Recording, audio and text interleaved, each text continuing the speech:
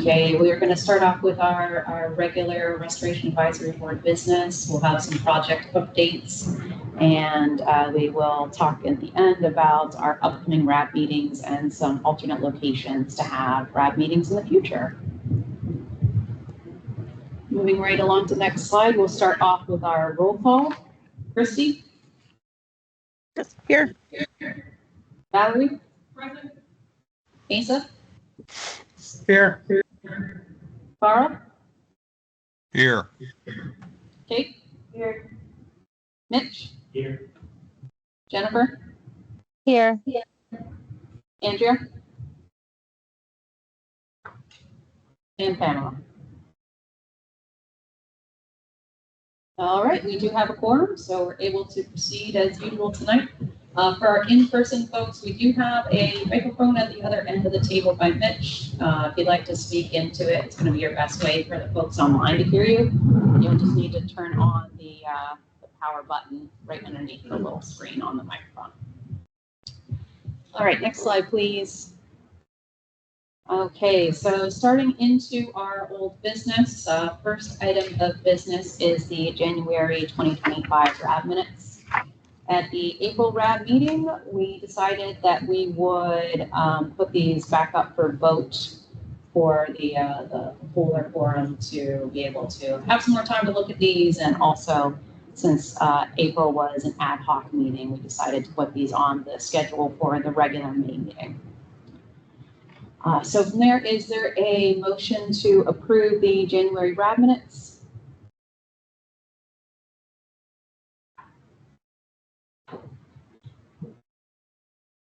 I move to approve the RAB minutes as presented. Asa. Thank you, Asa. Is there a second? I'll second. This is Carl. Thank you, Carl. All in favor? Aye. Aye. Aye. Any opposed? I wasn't present. Yeah, I wasn't present either. I gotcha. Okay, so we have 2 abstain in the room from Valerie and Kate. Any opposed? 1 opposed from Mitch. Okay, the ayes have it. The RAB minutes are approved. Moving on to the April 2025 RAB minutes. Any discussion on the minutes? Any corrections needed? That was the last meeting, correct? Yes, that's correct. The last meeting minutes. I'll make a motion to approve the April 2025 RAB minutes. Okay, we have a motion from Valerie to approve the 2025 minutes. Is there a second? This is Asa, second. Okay. Any discussion before moving on to voting?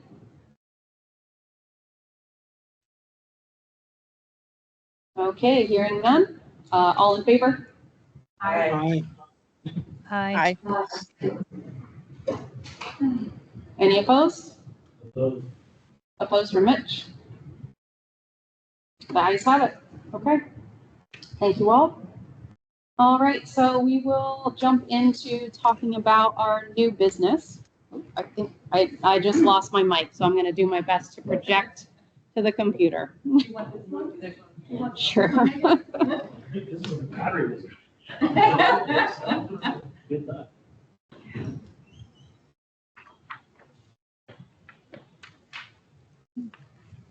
Okay, thanks for folks online for your patience. We're at a new location and working through our audio challenges for our first meeting here. Okay, so moving on to the next slide here, and we'll be talking about RAB membership.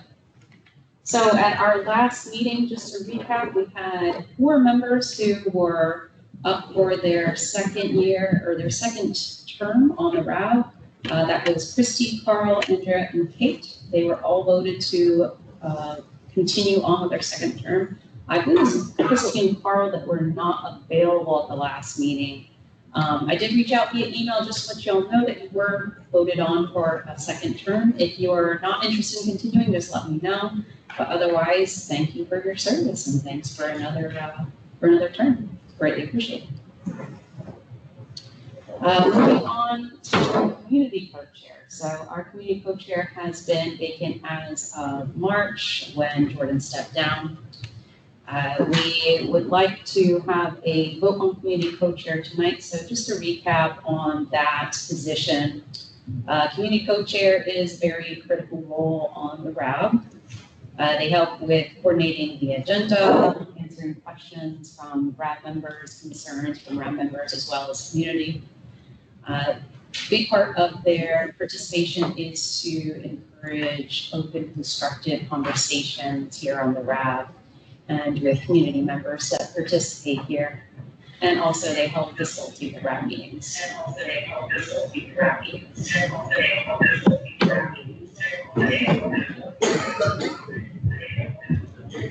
You have to disconnect from audio entirely, Don. Audio entirely, Don.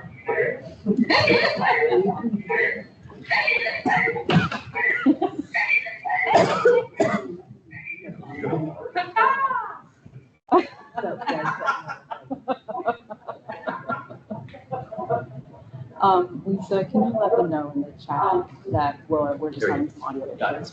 Sorry. All right, just double checking our audio issues here. Okay, sounds like we are cleared up from our audio feedback. Sorry about that, folks. Did I mention audio issues in the room? Okay, moving on. As I was saying, the community co-chair is a critical role. We haven't had one since March, so we decided at the April meeting that we would have a vote tonight. So there are two ways to go about nominations. RAB members are more than welcome to self-nominate if they have interest in serving in the community co-chair role, either on a permanent or an interim basis. Either one is just fine. Folks can also nominate a RAB member to serve as the community co-chair. So I'll open it up for the RAB members to discuss. Are there any questions that you have, any discussion that you want to have regarding this role?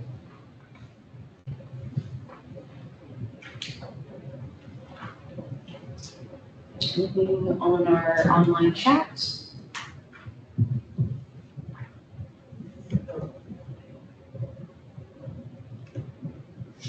Okay, not seeing any questions from RAB members in the online chat.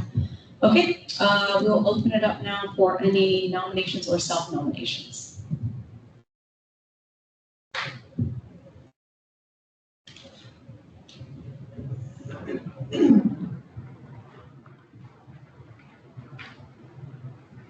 Well, that don't sound good. Yeah, okay. So sounds like we're not hearing any nominations or self-nominations. I think we had this discussion a little bit last time that we had an opening on the community co-chair role. We can have folks serve in an interim capacity if anyone's interested to step forward for whether it's a couple months to 6 months or a year. If they just want to commit to a smaller time frame, but the RAB in general is not meant to operate without a community co-chair. It is a really important role, and it's one of the key facets that's considered when considering whether there's sufficient interest to continue holding the RAB. So it's a really important role. I will ask folks to really seriously consider stepping up to at least serve in an interim capacity.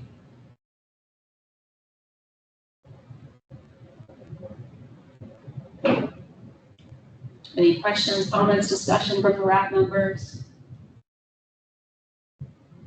All I can say is I would like to do it, but I don't know enough about it to sit in this co-chair. That's the reason that I don't do it. That sounds like potential. I think we could, I mean, can we offer for anyone who would be willing to step in that role, a bit of training? Yeah, so the question for any of those who couldn't hear that online was, can there be training for someone who's willing to step in the role? Absolutely, we can have discussions and training to get folks involved.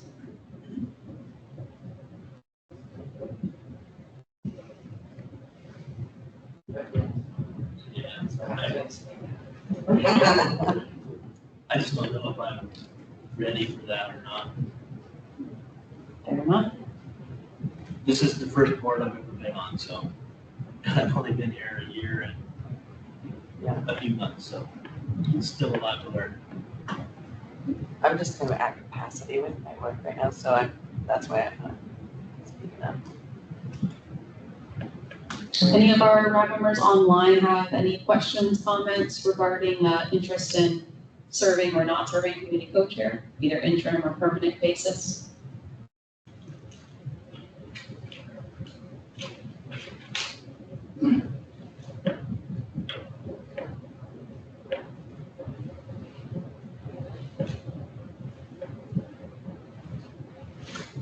All right. Have you got any more, I mean, it kind of goes along with this, but any more applications at all for RAP members? If we could have more RAP members. I was wondering, if we had more RAP members, it would give us more opportunities for people that may be interested. So we're pretty limited on Yeah. member. That's Let me do, real quick do an audio check. Can folks in on the online meeting hear Mitch? Yes. Okay, great, excellent. Wasn't sure if that was the case. Megan, I was just going to state that, Mitch is probably the quietest one that out of everybody that I've heard talk. Okay. As long as we can hear him well enough to make out what he's saying, then I'm happy to hear that. Okay, so just to go back to the question, it was, has there been any more interest in new RAB members joining? We haven't gotten any new applications.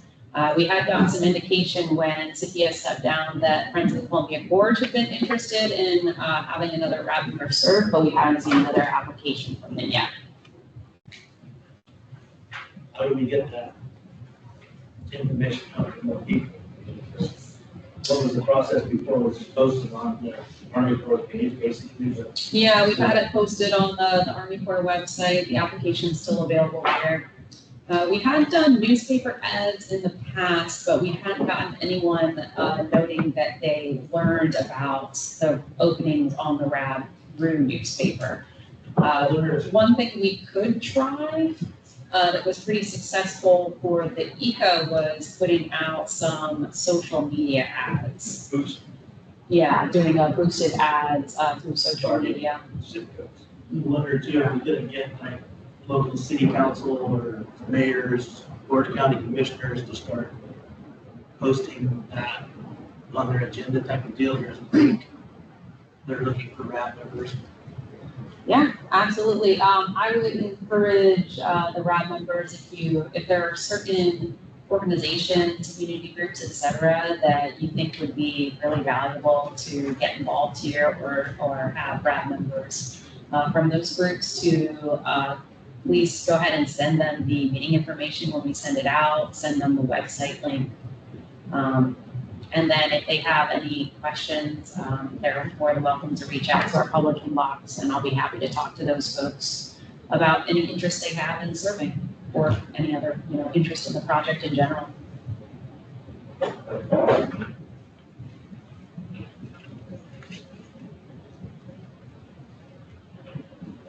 I guess I'll bring it to a broader question. Are we interested at this point in doing a social media posted ad to try to recruit new members onto the board? I would say yes. Yeah. Let's go ahead and do a vote on that, if you all will humor me. Can I get a motion to send out a social media boost for recruiting new members to the RAB? So moved. Moved by Valerie, a second? I second it, Jennifer. Second by Jennifer as well, excellent. All right, all in favor? Aye. Aye. Aye. Any discussion before voting? Oh, excuse me, any discussion before voting? Yes, I'm sorry. It's after 5. Any opposed? Any further discussion before we close that piece? All right, great. And yeah, Kelly or Lisa, please take action for us for the board to create a boosted ad for that. As for the co-chair position itself, I guess I'll ask RAB members how you want to proceed with this. This is a really critical part of the RAB itself. we do need someone to at least step up in an interim capacity. So I guess it becomes a question of how we want to move forward from here. Kate? I just thought maybe we should just do a training for the entire RAB on the co-chair position, and then maybe someone might end up feeling more comfortable stepping in, rather than just training the one person who volunteers, and then kind of folks who know moving forward a little bit more about what that entails. Yeah, absolutely. We can definitely do that. We can support that. We could do would it be suitable to do a private online training to get folks up to speed and then hopefully get a nomination from there? Go over Robert's rules, all the kind of details like that folks can feel. Yeah, absolutely. Okay. Okay, so I would float that perhaps for June in our regular meeting time, perhaps we have a virtual RAD members only session to discuss the co-chair responsibilities, Robert's rules of orders, etc. Got some nods in the room. Is there a motion on this?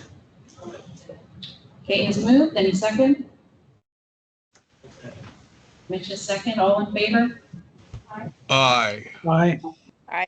Aye. Any opposed?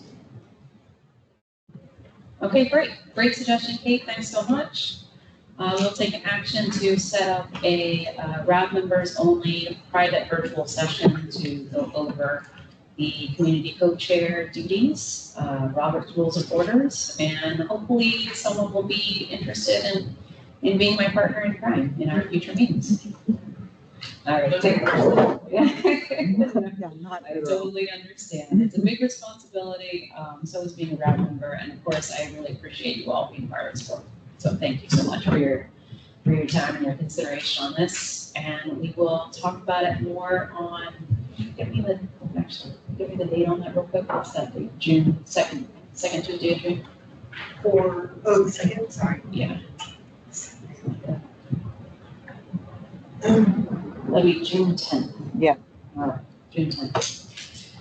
All right, thanks, folks. Okay, let's go ahead then and move on to our project updates.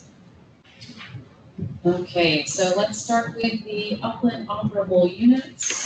Quite a bit of work happening here. We've got some on-site sampling coming up this month and in July as well. So this month we'll be back out in the field to install monitoring well 17. So it's a groundwater monitoring well that we were unable to access back in January. We'll be trying again now that the ground is a bit drier. So in July, we'll be coming back out to sample all the wells on the island to get some sampling of the groundwater there. We did, for folks tracking very carefully, we did move the groundwater sampling back by 1 month. So the reason behind that is in our work plan, we had set 6 months between our two groundwater sampling events. Originally, we had been planning to do groundwater sampling in December and June. We actually did our first one in January, so we're just following the work plan and moving that back slightly to July. On the non-time critical removal action, so we've been very busy on this, obviously. We've had our public review that just wrapped up at the end of April. We did get 2 comments, so we have written some draft responses to those, and those will be going into the administrative record. I just wanted to provide a quick summary of those, because I know there's a lot of interest in those too. So just a preview before those go up on our administrative record. So one comment we got was in favor of the specific cleanup actions that were proposed in the engineering evaluation and cost analysis. There was a interest in, if possible, not having institutional controls or long-term operations and management at the site, and hopefully that the removal action would be the full action needed. We talked about this, I think, at the last couple of meetings. Of course, we can't promise that that's going to be the case, but obviously we're hoping that that will be the case and no further action will be needed. We'll continue, of course, to go through the whole supplemental remedial investigation process and determine if there are any further steps needed at the different areas. And then, of course, at the sandblast area, we know we're not taking full action there. We're removing what we can now. And then we'll have to follow up with likely further action as determined in the supplemental remedial investigation.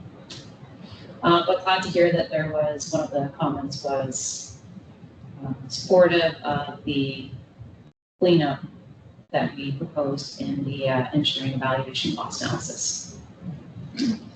We had another comment, and I'm summarizing here, but the commenter wants to share the comments they're welcome to.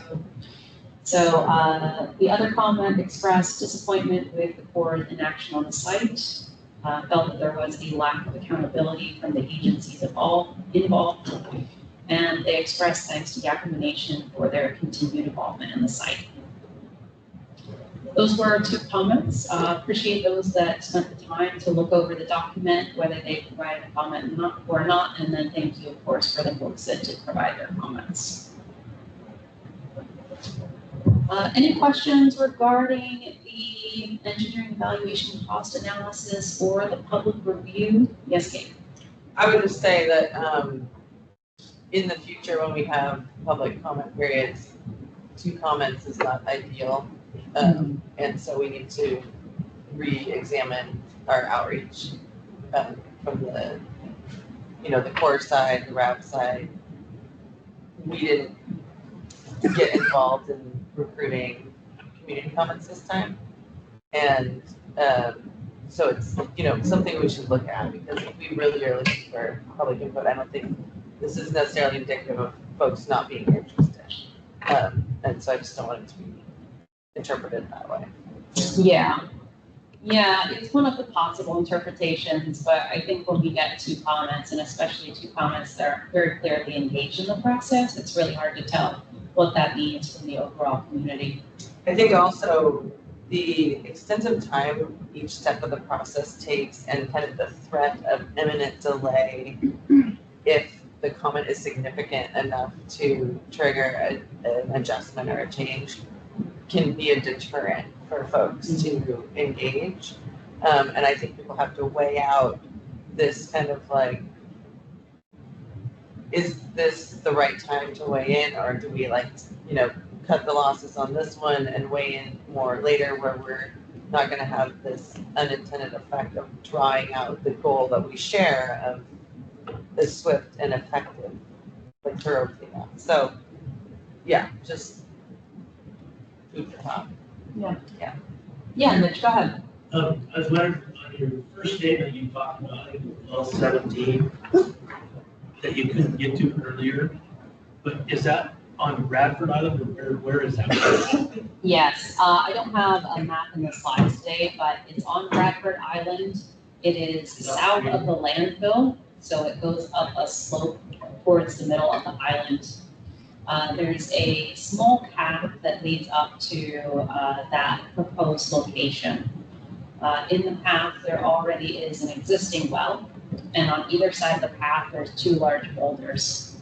So the 2 complications that we experienced back in January, one was that it was so wet, it was very difficult to get large machinery up the slope. It was just getting very slick very fast, so they were having a lot of trouble getting traction. The other was that the boulders were so large, we were going to need larger machinery to be able to get up the hill to remove a boulder so we could get around the other well. So we do have that heavier machinery arranged, and it's going to be on site so that we can clear the path. But the other part, of course, is that we also need some drier conditions to get to that area. It is that well, that's also PCB. Yes. That well, its first sampling will be during July, when the rest of them are having their second sampling event. And from there, we'll decide how we're going to approach a second well sampling for that specific one.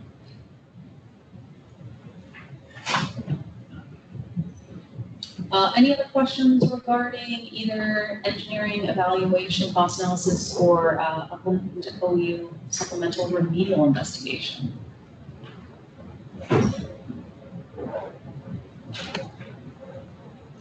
Okay, last item on this particular slide is regarding the action memo. So the action memo essentially summarizes the information in the engineering evaluation and cost analysis. It records the actual cleanup that we will be performing on site. So it officially selects the alternatives, and it's also an authorizing document for us.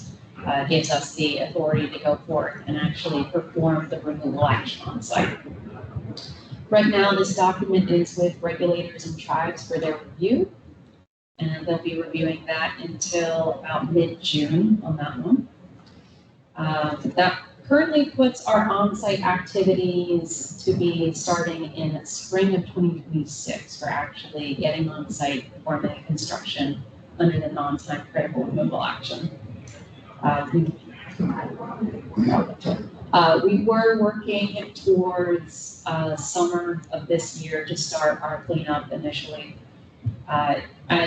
We talked many times about that being a very aggressive schedule, and unfortunately, we weren't able to take advantage of the efficiencies we hoped to. They just ended up not really being feasible. So unfortunately, that's where we are now with starting our cleanup in the spring. I'll pause here for questions, comments. I believe we did have a hand up online.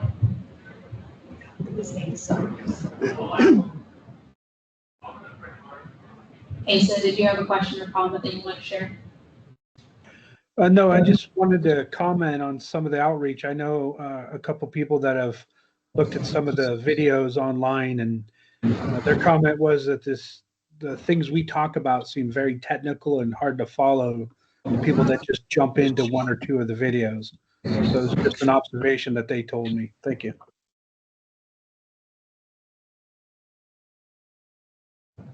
Got it. I have a question about the change in timeline. So we're starting spring. Is there any in-water work that would be problematic with the non-critical work? There's no in-water work for the non-time critical removal action. However, we do need to perform some of the work during a low water period, which would be later in the summer. Right. So that does affect the timeline. It does, yeah, it definitely does. Working during the winter is very challenging, but also in some areas is simply not feasible. So our hopes is that we're going to be able to start in the spring. This will all be, of course, dependent on the schedule that's set once we actually award the contract. But our hopes is to start actual construction in the spring, to start with some of the areas that don't need to have a low water period, and then continue moving on, performing the removal action until we can get to those other areas like the landfill that do need low water period. Yeah. So yeah, we'll definitely be talking once we have a contractor on board about sequencing that work and try to make it as efficient as possible. Any other questions regarding non-time critical removal action?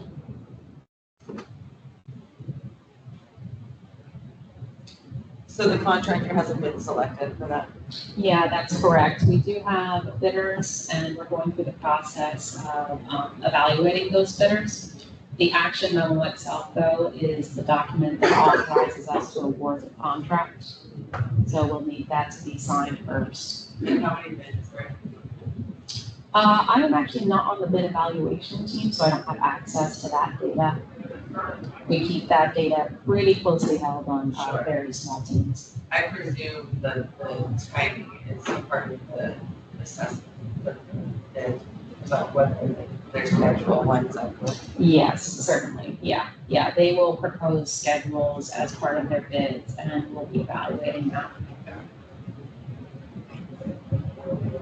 Yes. So the question, if it wasn't heard online, is there a possible issue with funding with the current administration? We actually have all of our funding in-house right now. So it's set aside waiting for us to award the contract. We're not projecting any issues right now with the current administration. Thanks for your question. Other questions? Okay, let's move along and talk about the river upland operable unit. Excuse me, the river operable unit.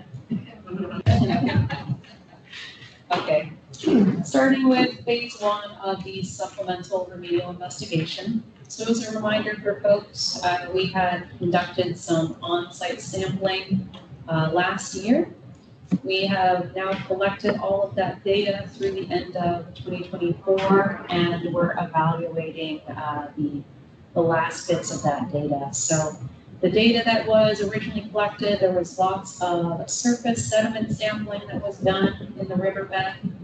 And then later in the year, we were measuring the currents in the area when the spillway was open and closed. And then we were also sampling some sediment movement when the spillways were open and closed.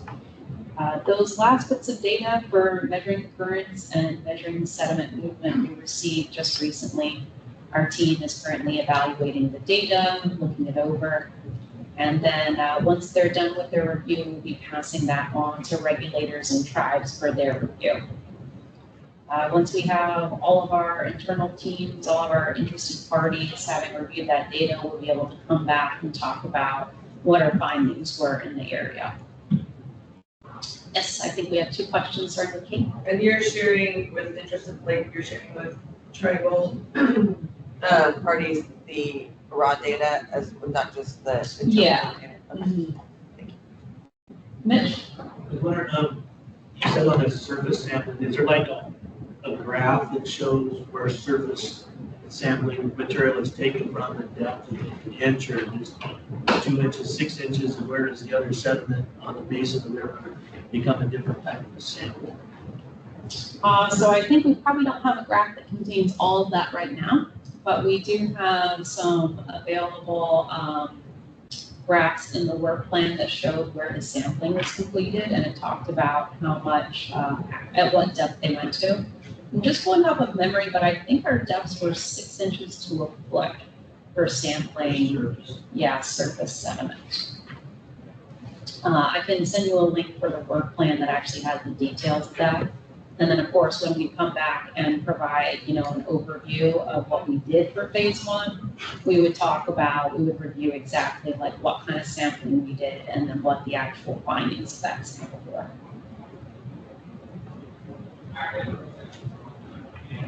I guess the other question I had on the surface sampling what is it testing? Is it testing also for PCBs? Because I know the last meeting there was something, maybe I misunderstood it, but it sounded like Bradford Island, there's stuff being tested on Bradford Island that isn't even being tested for PCBs. So, Bradford Island, the upland area is sampled for PCBs. I think the discussion we were having was the non-time critical removal action confirmation sampling. We're actually looking at some potential opportunities to see where we can sample for PCBs. There are some areas where we know more sampling is needed, particularly there's interest in once we take out the material in the landfill to sample that leftover surface, so that leftover pit surface, to see what the PCB levels might be along there. the surface sampling in water is also tested. But yes, definitely the surface sampling in water was testing for PCBs as well as other contaminants. No problem. All right, so moving on to phase 2, we have developed a work plan to look at additional sampling in the river. So some of that information that we put together was based off of what we learned in phase 1. We are doing further sampling in the riverbed that will include below the surface sediment, so much deeper into the riverbed. We'll have some sampling cores there. We'll also be sampling on Goose Island, which is that small spit of land along the Oregon shore, upriver of the dam. There'll be some downriver sampling as well. We'll come back to talk at a future RAB meeting about what that sampling plan entails, what we'll be doing with that. But for now, the regulators and tribes are currently reviewing it. We did get a request recently from one of the regulators to extend their comment period, so we granted that extension to June 9th. Currently, that's not driving back our plans to get out in the field. We're planning to be starting our sampling for the phase 2 work plan in fall of 2025, so that'll be after the spillway closes.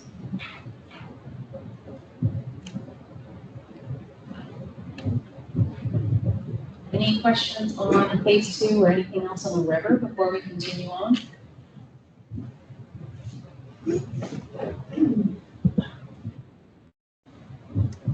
I have a question. Go ahead. Hi, this is Carl Merkel. This may be pretty left field, but there's currently a proposal to put a power transmission cable in the Columbia River from the Dalles to Portland, and according to the plans, it would bypass a majority of the Bonneville Dam complex. But I just wonder if the possibility of that cable being installed in the riverbed has factored into any of the core analysis or planning for Bradford Island cleanup. Yeah, we talked with those folks. I guess it was a little while ago now that we first got in touch with this Cascade Renewable Transmission, right? Yeah, CRT. So we were in touch with those folks to talk about, the potential conflicts. Currently, their plans have them outside of our river operable unit. As you folks know, as we sample downriver, there is the possibility that the bounds for our river operable unit will change depending on our findings. So we have been in touch with them. We've talked about the different analytes that we sample for, the chemicals that we are concerned with. Currently, there is no conflict with those folks, the work that they're planning to do. They do have plans for sampling in the area before they do their installation. And of course, to be working with them as we settle into our plans for working downriver. We'll be in touch with them to make sure that we're not having any conflict there. They additionally, they do work with Bonneville to discuss their plans that are closer to the dam as well. So right now, no conflict. We are carefully monitoring that one. Okay, thank you.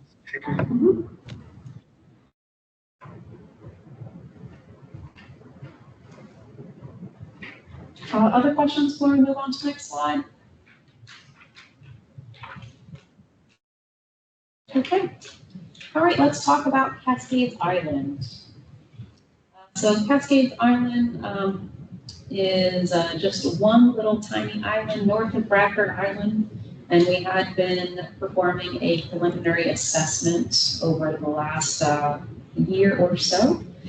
The assessment did find that there was some contamination left in place, legacy contamination left in place on the island. So the recommendation from that report was to go forward with a remedial investigation so we could understand the nature and extent of that contamination. Some updates to this one since the last time we talked, in addition to making some progress, just going through the process of getting this on the admin record, we've also been having lots of discussion about this as a new operable unit.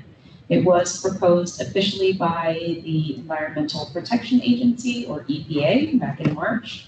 We've had some discussions both as the regulator parties with the Army Corps of Engineers, and then the Army Corps of Engineers had also had some internal discussions. In the end, we all agreed that this was appropriate, so the Cascades Island is going to become the third operable unit of Bradford Island. That means this will continue to be regularly talked about at this venue.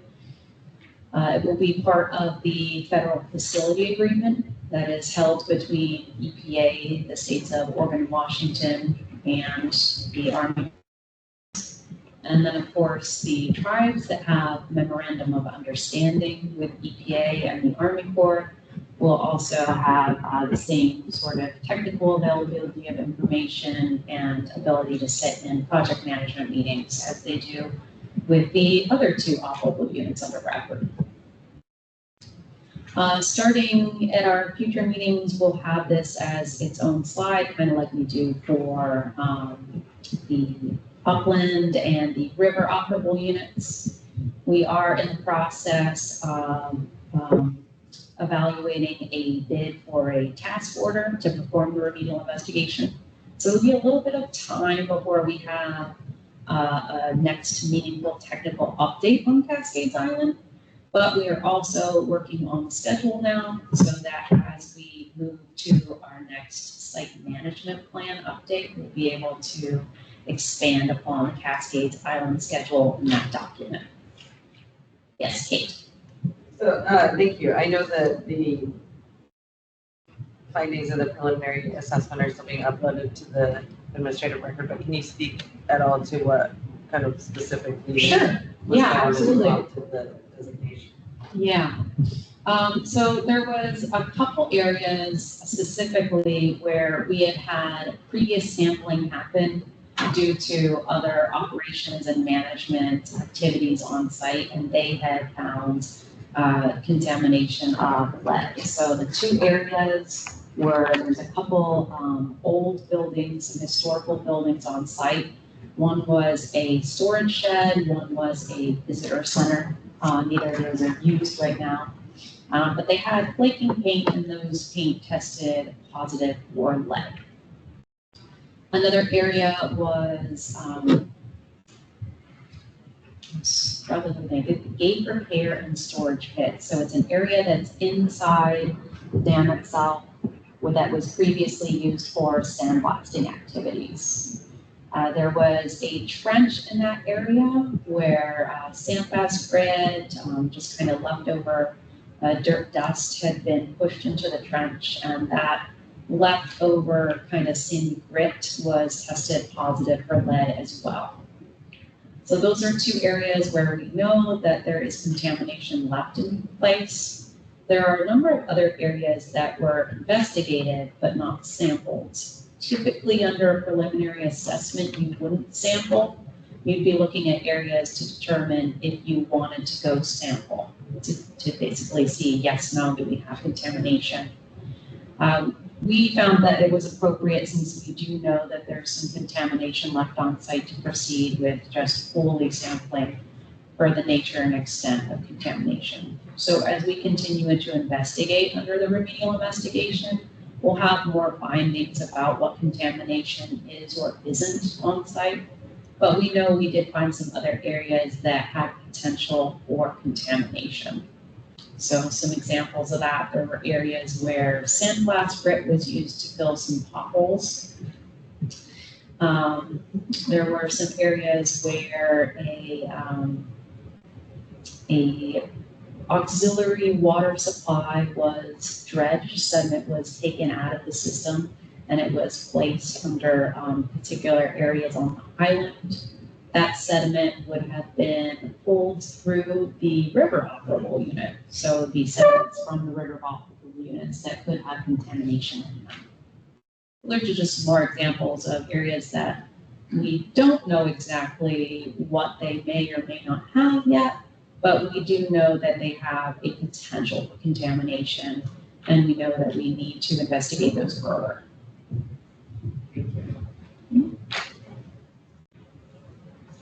Yes, Valerie. I'm still thinking about a question. We don't have the maps out today, but, as we continue to peel back the onion and other, things that happen where there's sampling happening, we start looking upstream and downstream sampling.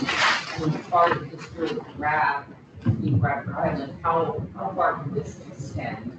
Is there are there policy procedures within for that certain area around like Bradford Island? I was going to say the center. There's a certain area that you only go out so far to add into this group to basically oversee as an advisory board? Not necessarily, no. When we talk about investigation under CERCLA, we're really following data. So if we find evidence of contamination that was produced on the Bonneville-Luckin Dam complex due to historical activities, historical operation and management, if that is placed somewhere else, then it is grounds to go ahead and investigate those areas. So it's not locked in geographically per se. Great question.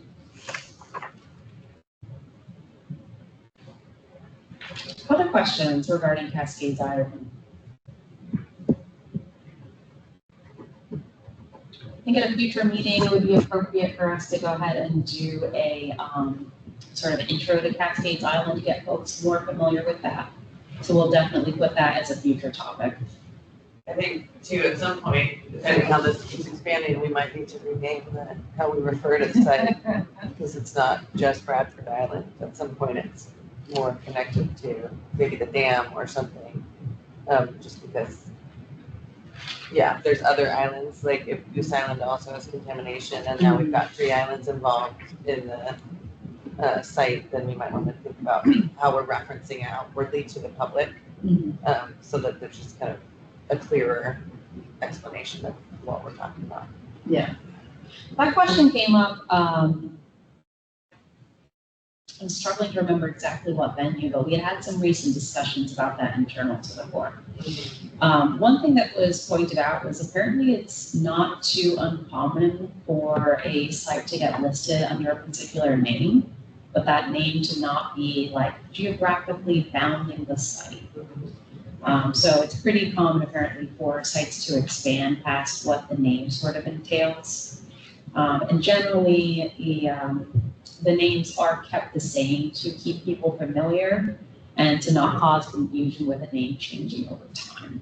Sure, I think we have a name recognition issue, I think as well. Most people that we talk to have not heard of Bradford Island, but everybody's heard of Bonneville Dam. Right. So when we talk about it, that's what we have to talk about anyway, because when you say Bradford Island, even local folks don't always know Bradford Island. So in terms of just getting the information out to the public, that's one of our goals. We just need to be aware that that's not landing in terms of being a place that's helping people understand what we're talking about. Okay. Yes, Mitch. I guess the other question I have is, if Cascade Island is now a possible spot, how is that going to fall into play with Hamilton Island and then the other Hamilton Island Phase 2 or whatever the Port of Skamania County has the deed restrictions, because that material did come from Bonneville Dam that is contaminated? So is that going to be reevaluated, or are we just going to go with what's in play right now for there, or is it on EPA and Army Corps' agenda to go back and resample this, because now we know that stuff, contamination did move from Bonneville Dam to the town of North Bonneville, the second phase of Hamilton Island, or whatever they call it today, and Hamilton Island itself. Yeah, Hamilton Island's almost a bit of an asterisk when we talk about legacy contamination from Bonneville. And the reason for that is that Hamilton Island is its own Superfund site now. It had previously gone through investigations, and it was closed at one point. I've not personally tracked the status of Hamilton Island, but I know that EPA does have Rich Francis, who is EPA remedial project manager for this site, is also responsible for Hamilton Island now. So he is probably the best point of contact to talk to regarding Hamilton Island. I'm not sure if they have any intention of reopening or relooking at contamination at this point, either due to the discussions happening at Skamania County or not. So unfortunately, I can't answer that question for you here. In my opinion, is they definitely need to be reevaluated because we know that contamination came from Bonneville Lab and it got placed in Hamilton Island, it got placed under the city of North Bonneville. And there hasn't been any really good testing. I haven't been able to find anything that really nails it down as yes, we did the testing. North Bonneville is safe to live in. The island, the part that the Port of Skamania is trying to develop, they spent millions of dollars of grant money on a site that is more than likely still contaminated. And so we need to get a hold of that thing and slow that money chain down until we know for sure what's going on. I see that Lydia Anderson has her hand up. I want to give her a chance to speak from Environmental Protection Agency. Lydia, go ahead. Thanks. Yeah, it's hard not being in the room. Oh, is there an echo? Okay, it's good. Okay, just in terms of like hearing who's asking the questions and stuff like that. But I wanted to speak a little bit to the status of the Hamilton Island Superfund site. So I'll try to explain the technical bureaucratic terms to not get too lost in that. So for folks who might not know, the ROD, or the Record of Decision, is the point where EPA has done the remedial investigation feasibility study, or it's been done, by the responsible party, and then we write kind of like exactly the summary, the sort of like rationale that's being requested by the questioner. Basically, like, this is the investigation that we did. These are the options that we looked at to clean it up. And this is the option that we've selected. This is the remedial technology that we've selected to clean it up.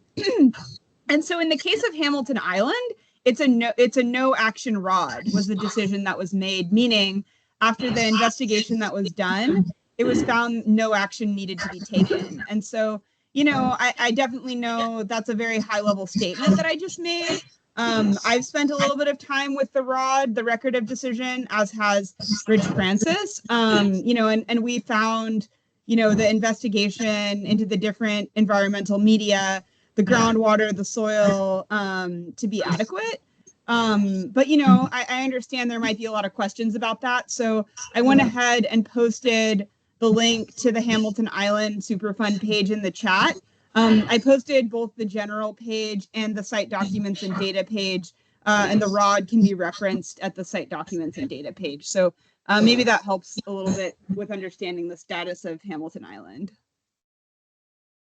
Yeah, thank you. It does help a lot, but the one question that it draws to my attention is that study was done a long time ago when they said no further action. Do you know what year that was? The 70s? Yeah, it was 1998, but 1995, but it was taken off the national priorities in 1998. But if there hasn't been any further activity or further contamination of Hamilton Island, if nobody's dumping a landfill out there, if nobody is, emitting industrial wastes, like it's just hard to see if there would be a reason for concern.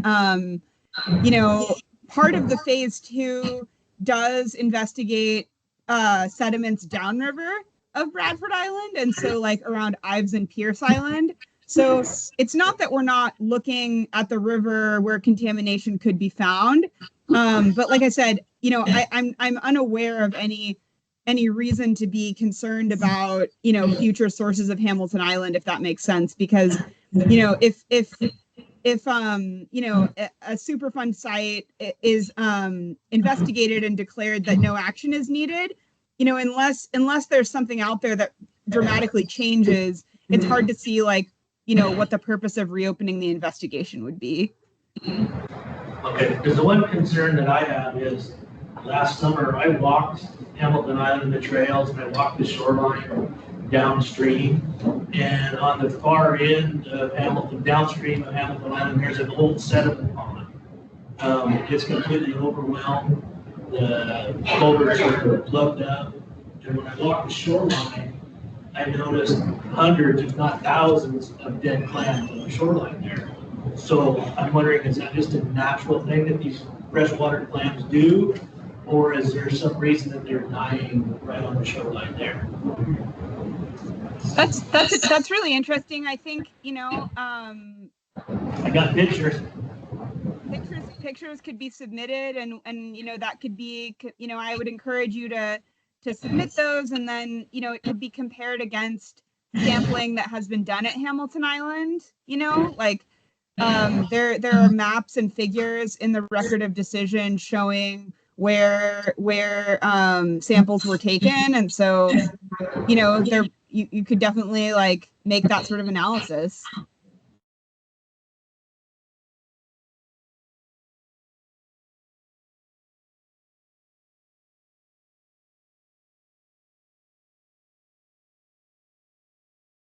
Okay. All right. Thanks for that discussion. Thanks for your input, Lydia. Thanks for your questions, Mitch. Going back to Cascades Ireland, before we continue on with other project updates, are there any other questions regarding Cascades?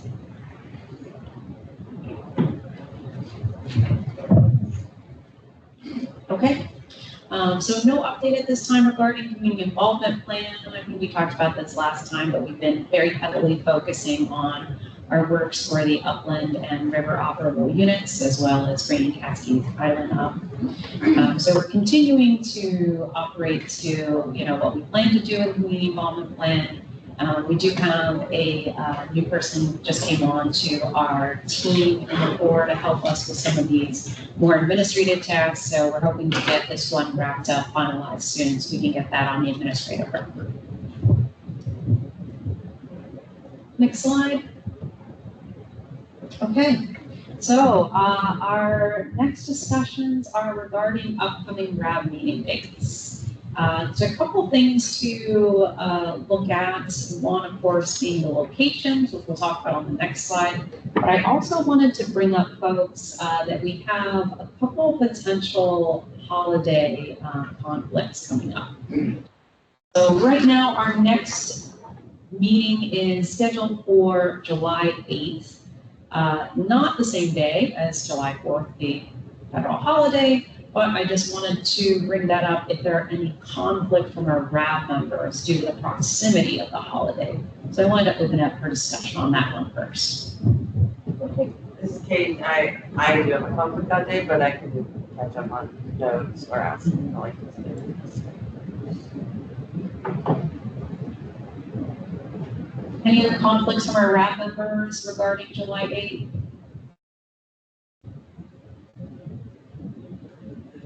Okay, sounds like that one can stay right where it is. Any concerns with that?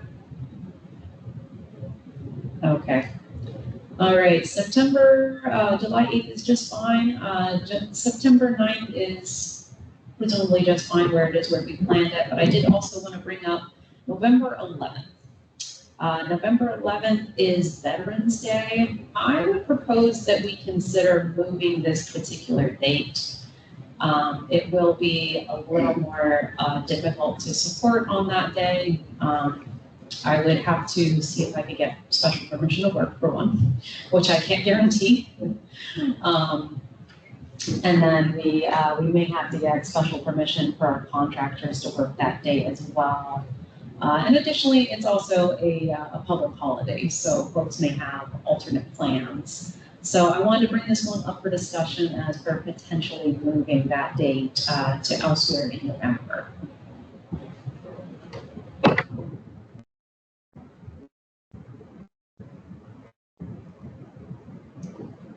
I agree with that. I think that's a good idea. That was Jennifer. Thanks, Jennifer. Any initial thoughts about what direction to move that one? I'm very, of course, of getting us too close to Thanksgiving. We could try to do that potentially a week earlier if that suits. It's best. That's what I was thinking. I mean, you move it the week before and stick with the Tuesday still, because that's generally when we have them. Mhm. Just try to stick to that Tuesday, so it kind of stays consistent, Mhm. even though it's not the second one. Right. That's what I would say is move it. It seemed like the fourth would be, I would go should good with the fourth. Okay. Any thoughts on that from our other RAD members? There's a proposal to move our November meeting to November 4th. Same time. I'll second that.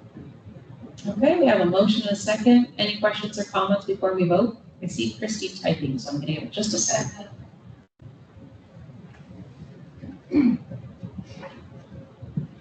I was just gonna say that's a great idea. Okay, great. All right, all in favor? I, Aye. Any opposed? Okay, we will move this to November 4th instead of November 11th. All right, just touching real quickly on potential topics for the future. So we talked about doing an orientation to Cascades Island. We can definitely do that at a future meeting.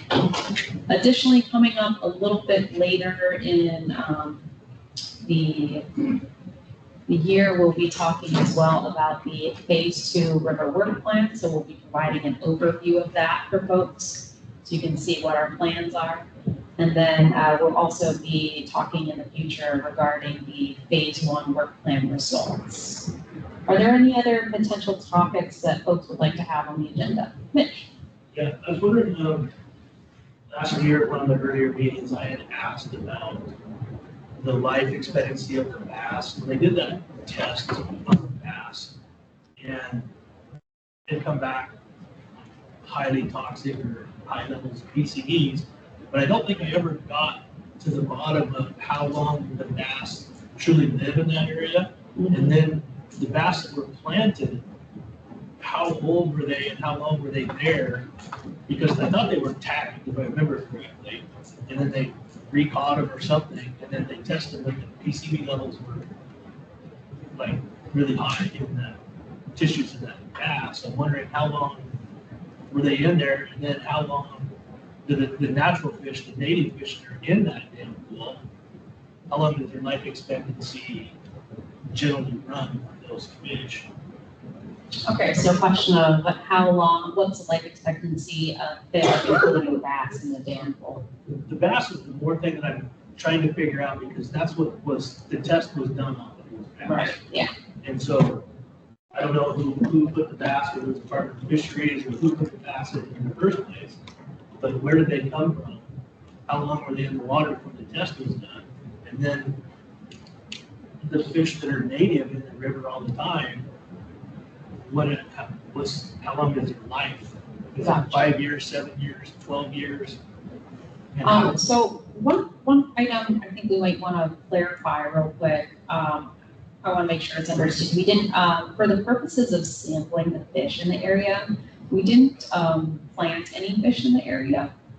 The bass that were tagged, if I'm remembering correctly, so I'm kind of reaching back a little bit memory-wise, there were a couple sampling events within a couple years of each other, and I believe that how that worked is bass were collected and tagged at the first event and then sampled later.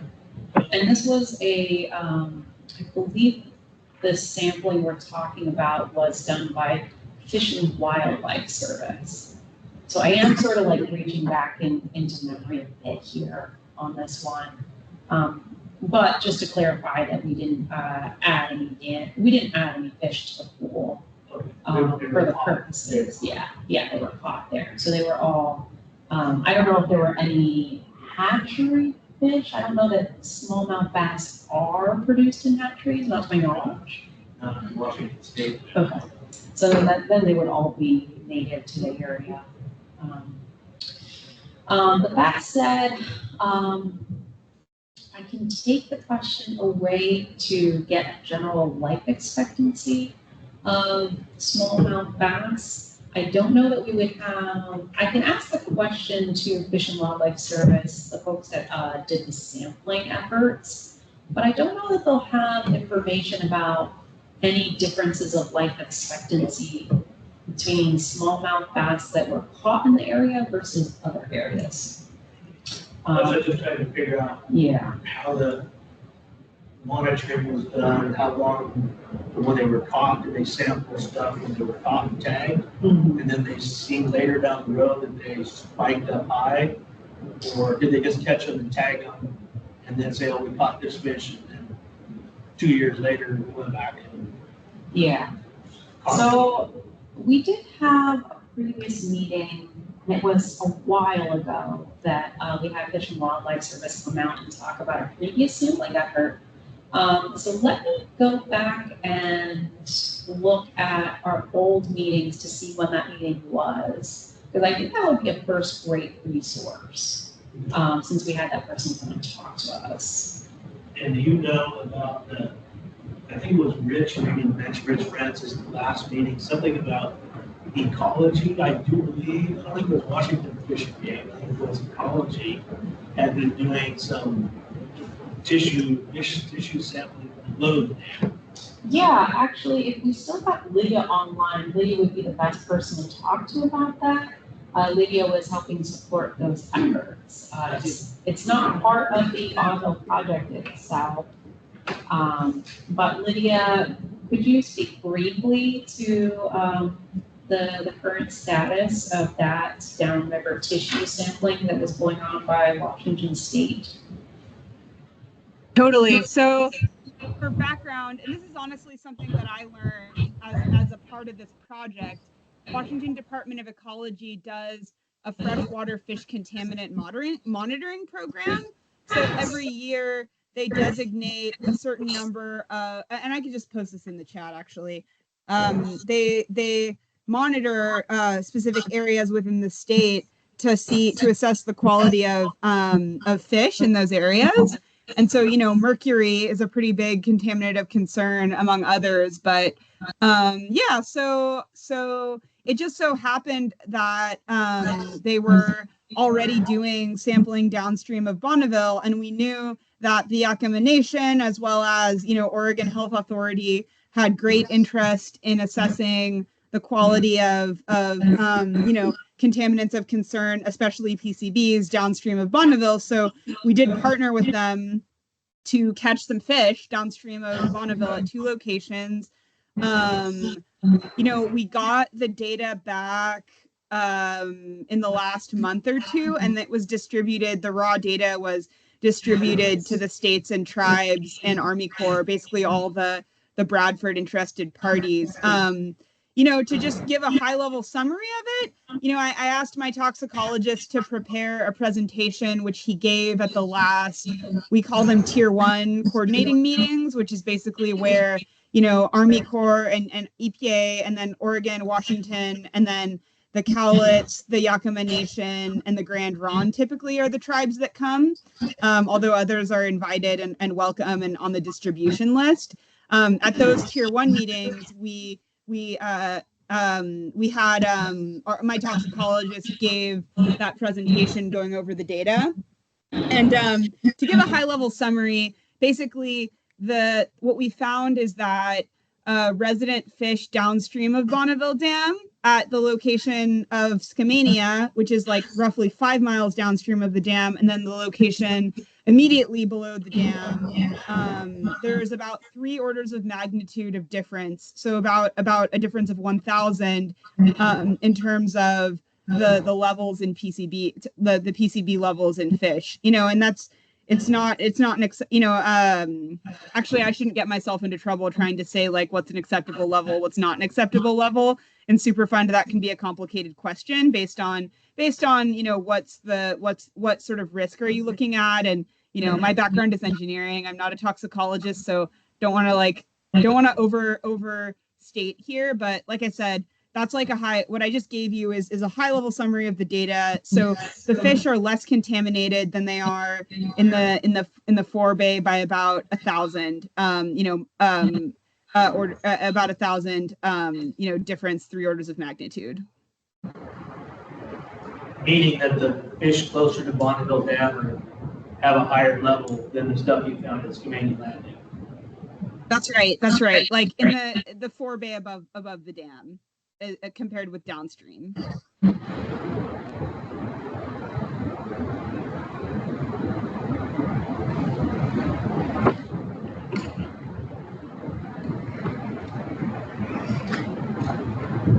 That's all I have. Okay. So we got like slightly off topic here, but let me wrap that conversation up saying, I'll take an action to look up the previous meeting where we had some further discussion.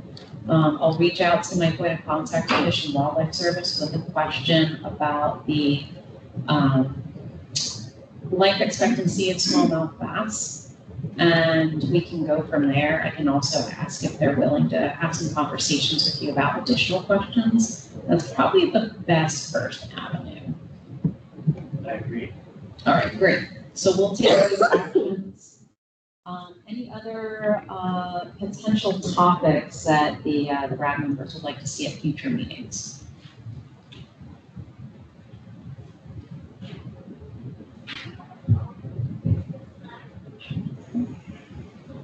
Okay. Oh, and also I want to mention before we move on to our next slide, Lydia Anderson posted some links in the chat. We're going to capture those in the meeting minutes so that folks will have access to those later. So let's go to the next slide to talk about potential meeting locations. We've looked at a few different places that we can have the in-person portion of our July and September meetings. So there was a couple places that we were either not able to get. So the Dalles has a place where they do their, I think it's their county or their city commission meetings. Unfortunately, they hold the same dates that we do. So that one did not end up being feasible. We have looked at Vancouver, mostly some of these are a little too far in advance, so they don't open their booking up until either 2 months or 1 month before, so we might have to wait a little bit for some. But Vancouver is also really far from the site, so they're typically we do try to go closer to the site when possible. So we can continue kind of discussions about those as we go on, but from the core, our recommendations would be to stick closer around the site. The others that we looked at, of course, the Hedgewold Center where we are today, they do have availability for our next 2 meetings in July and September. Cascade Locks, we are still working to get exactly how far in advance we can book Cascade Locks. We're typically doing that about a month out, and we're doing fine with that periodicity, but we're trying to see if we can book out a little farther. So we can look at Cascade Locks again, we'll just have to see exactly when we can book those.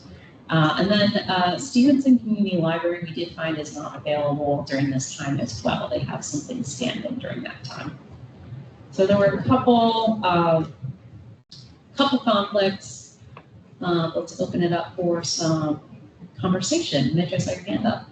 Yeah, I spoke with the lady at Moscow County today and now, and the conflict sounded to me like you may want to check for sure, but it sounded like they're bi-monthly, or bi-weekly, and so we could move one of the dates like we moved from the one in November to the 4th, and then that would open up that venue there.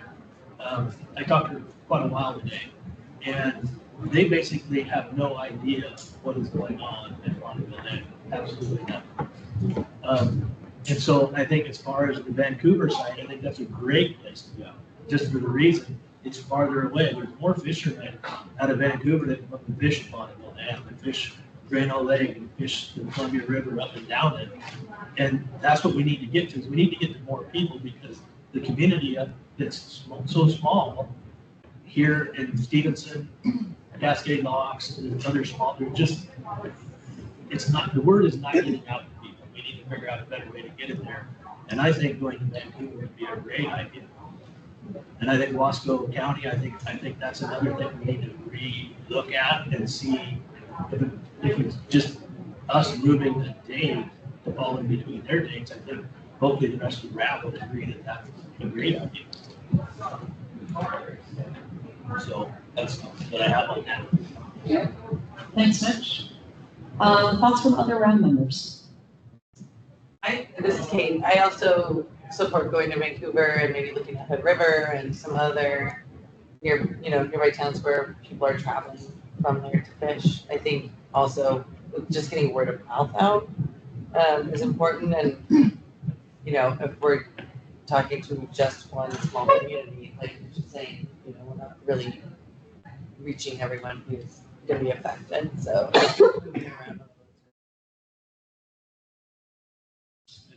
This is Mitch again, and the other thing I talked to her about is, I said, I don't know that I can go up there to their commissioners meeting as a RAB member, or whether I should do it as a concerned citizen, or would the RAB be okay if I went up there and spoke to them? That way it doesn't have to get the whole meeting to them, but I can still be on the agenda of the commissioners meeting, because they're more than willing to allow me to come up. And so then we get it on, the whole, is the rest of the RAB okay with that? Right.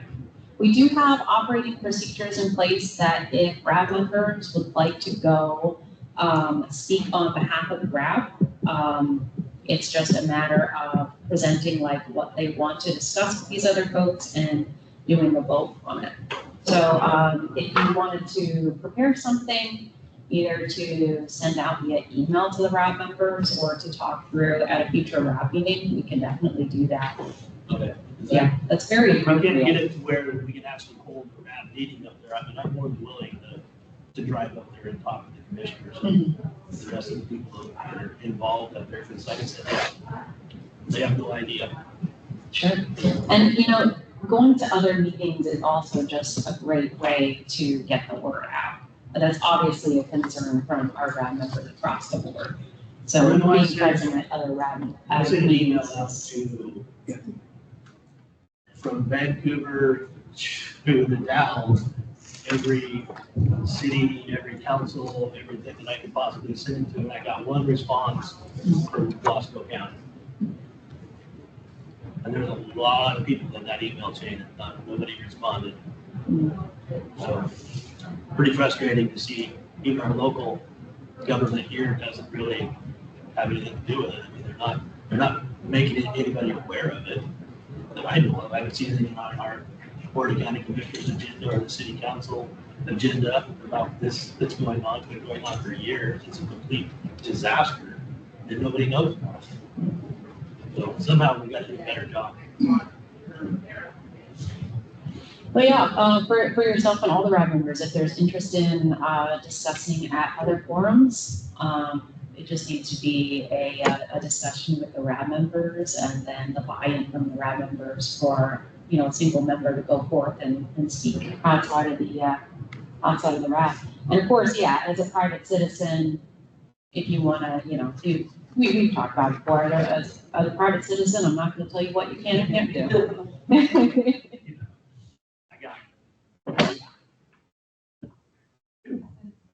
Valerie, sorry. The Higwell Center is available at least in July. Maybe we go ahead and have the July meeting there again, and then maybe consider doing, if we could do Vancouver or the Dallas or their locations in September before the vote. Consider that. Okay. Would you like to make a motion on that then? Yeah, I'll make a motion to do the next meeting at the Higwell Center on July 8th.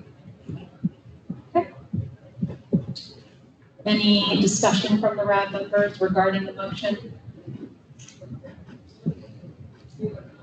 Is there a second? I'll second it. Mitch is seconded. All in favor of hosting our next meeting on July 8th at the Edgewald Center? All in favor? Aye. Aye. Any opposed? Okay, the motion passes. We will hold our next meeting here. Did you want to make a motion regarding the September or to talk further either in June or July on that. Any thoughts? I missed that question, sorry. Oh, I'm sorry, and I also might not have been super clear with my questioning. No worries, let me restate. Okay, so for September, is there a particular place that the RAB would like to try to host that? Or would you like to have that discussion further in June or July when we next reconvene? I think the idea of the Dallas in September, if that works, I could, because I'll be in contact with them tomorrow, and I'll see what they think. If we went ahead and say, and then they know ahead of time, this is what we're trying to do, then maybe, it would work to hold that meeting up there in September. And that would give ample time to figure out, to fit in between their meeting dates, which I think they did land on the same days that we have ours. So we just have to adjust that to a different Tuesday, I'm guessing. Okay, so it I would sounds, vote to do that. okay, so a motion to try to book at the Dallas for September. Carl has left the meeting. I did see that, thank you. Okay, so we have a motion to try to book the Dallas for September. Our initial feedback from them was that they weren't available for that date, but we can go back and have a second conversation about their availability. So a motion to look at that venue for September. Any discussion on that?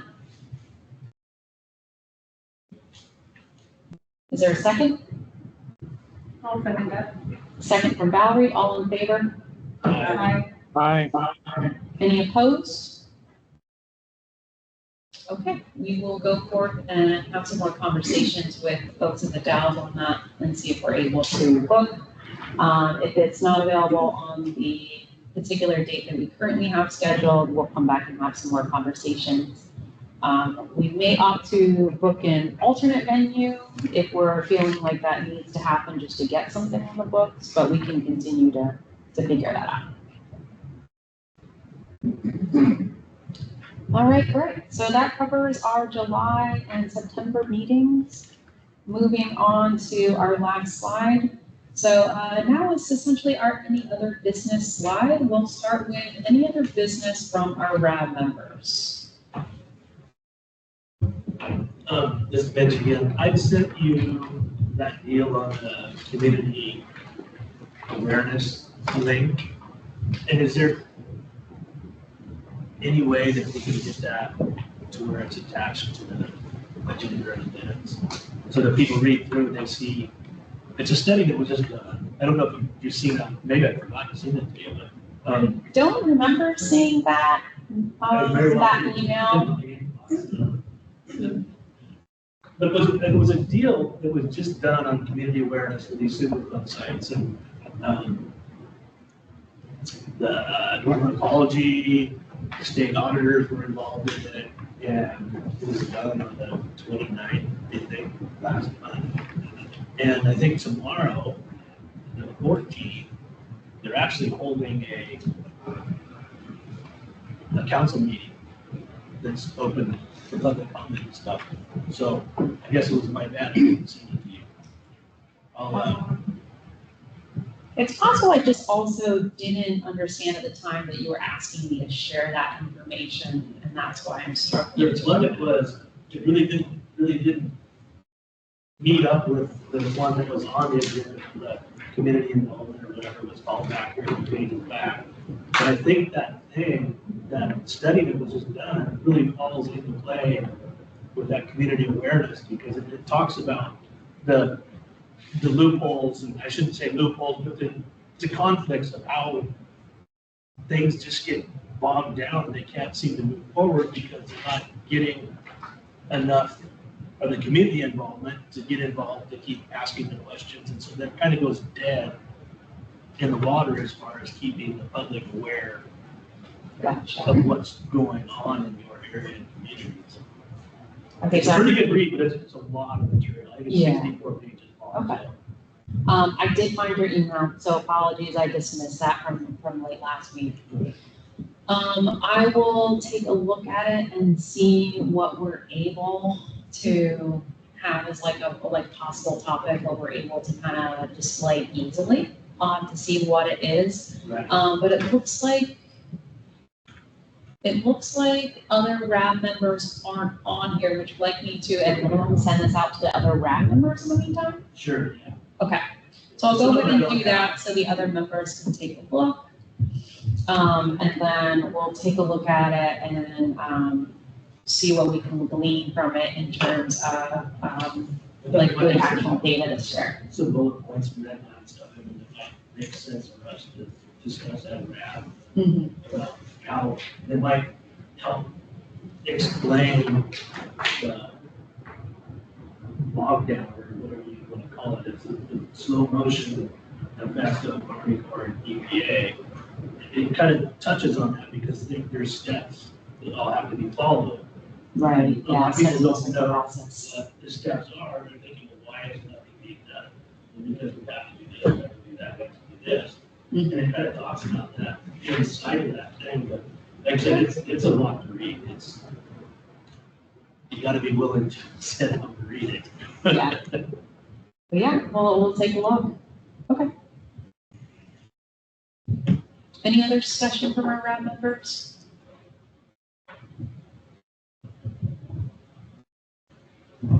Real quick before we open it up to our public, Kelly, Lisa, you can take an action for me to send that email out to our RAB members, please. Okay, so we'll open it up for any discussion from members of the public. That can be members of the public that are here with us at Headwell Center or members of the public online. Yes. I have some just big picture kinds of questions as far as when the contaminated material is removed from the site, where does it go? So the contaminated material will go into a landfill that's licensed to take the contamination. When it is collected, we'll be doing some sampling to determine exactly what the levels of contaminants are. And we'll have basically a landfill available that will submit that report to, and then it'll be properly disposed of. So then the other question that I had was regarding the PCB or other contaminants that are found in the fish flesh. Specifically, I understand that bass was measured, were other species such as sturgeon measured as well? Let's see, I know the smallmouth bass was the particular fish of concern because of the way that contamination builds up in their system. But there were other species of aquatic animals that were sampled. There were also clams and there were crayfish that were sampled. Essentially, the focus is on animals that stay very close to the sediment or kind of like live in the sediment and in the area, don't travel much, and specific species that eat a lot of like those little bottom feeder creatures that would be in the sediment for a long time and would have the most amount of contamination.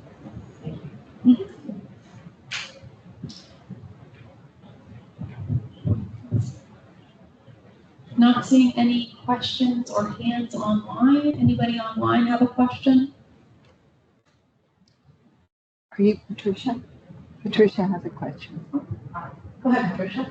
I knew all this, I've been very much aware of 20-some years I've been living on the river. It sounds like nothing, so she's not going to be very bright.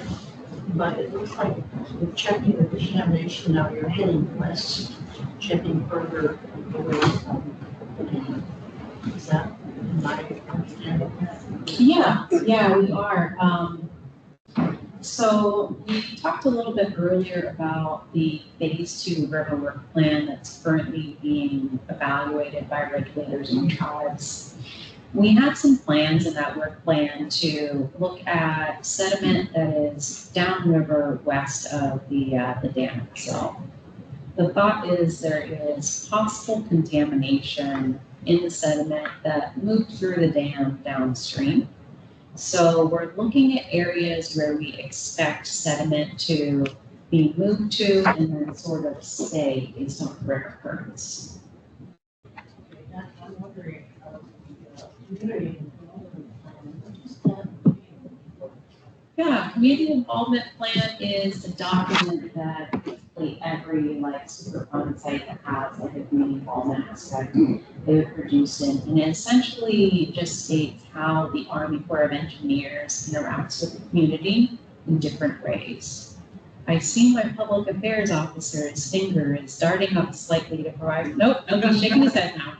Apparently I've done an adequate job of explaining this. But there's all sorts of information on it. It'll talk about the RAB. It'll talk about different aspects of different types of community members that might have interests or special interests in the site, and different venues that we try to either spread the word, get information out, or make the community more aware of Bradford Island. I would appreciate more of that because I've been currently aware of the Superfund site, but that's about it. Yeah. It seems an area. Our local newspaper now is barely a newspaper, but still, I think some things that people say earlier, but there has to be a way to get more people involved. I am interested. That doesn't mean a whole lot, but I think it's important that people are aware of what we're doing. I have no idea the complexity. Yeah, absolutely. And there's a couple ways that we're trying to do that now. We did get a suggestion from actually these RAB members about putting up signs in the visitor center. So that's one area where we put up some informational signs and gave some handouts and some other stuff to get people a little more knowledgeable of the site. We're also building up our website to be a little more thorough about the background of the site, provide some more general information to help educate folks about the site if they're interested. So that's something we're actively working. The website's in progress now, so it's an effort that we're doing in the background. But we're also, we're open to other ideas that folks have, whether they're on the RAB or they're members of the community. I'm sure in this community, Stevens, and I'm sure there are a lot of people who are interested that just never occurred to me. Thanks to my acting friends here.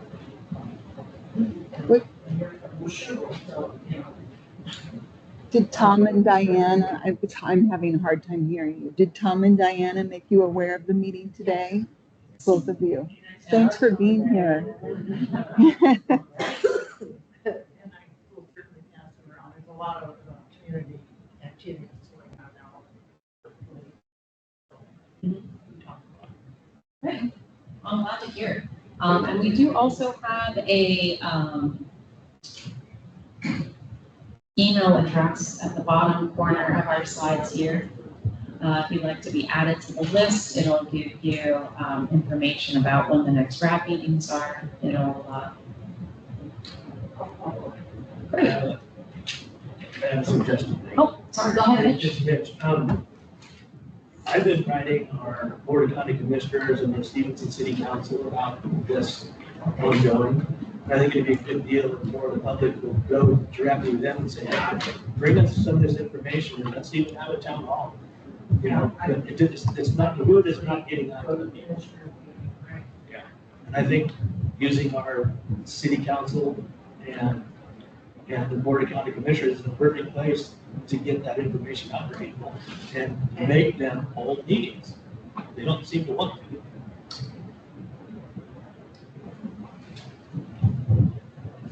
But to that same point, word of mouth is probably the most powerful advocate we've had in getting the information out so far. So I appreciate folks talking to each other and bringing more folks in.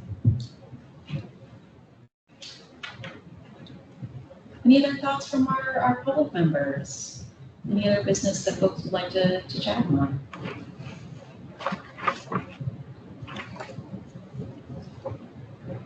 Okay.